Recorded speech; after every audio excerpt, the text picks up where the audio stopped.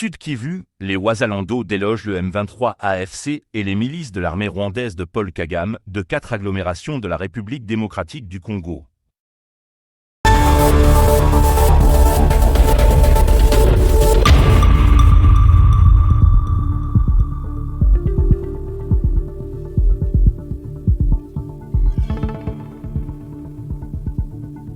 Retour au calme dans les hauts plateaux de Calais, après de violents affrontements entre les Wazalando et le M23 AFC et les milices de l'armée rwandaise.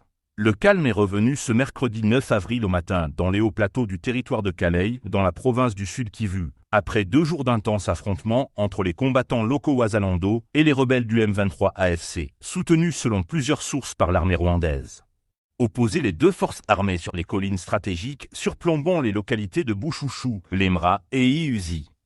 La coalition Wazalando, formée notamment par les groupes armés Kopako et MCDPN, et dirigée par les généraux autoproclamés Kirikisho, Mek et Baïj, a réussi à reprendre le contrôle de plusieurs zones.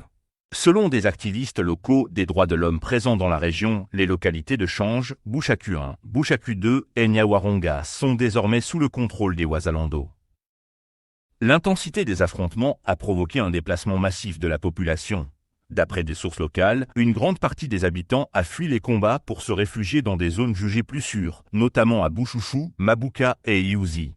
Les déplacés se retrouvent souvent sans assistance, exposés à des conditions de vie précaires, alors que les combats laissent planer la menace d'une reprise des hostilités. Ces affrontements s'inscrivent dans un contexte régional de plus en plus tendu, alors que les activités du M23 continuent de déstabiliser les provinces de l'Est de la République démocratique du Congo, en dépit des appels répétés au cessez-le-feu lancés par la communauté internationale. Merci d'avoir suivi notre chaîne Info Flex News.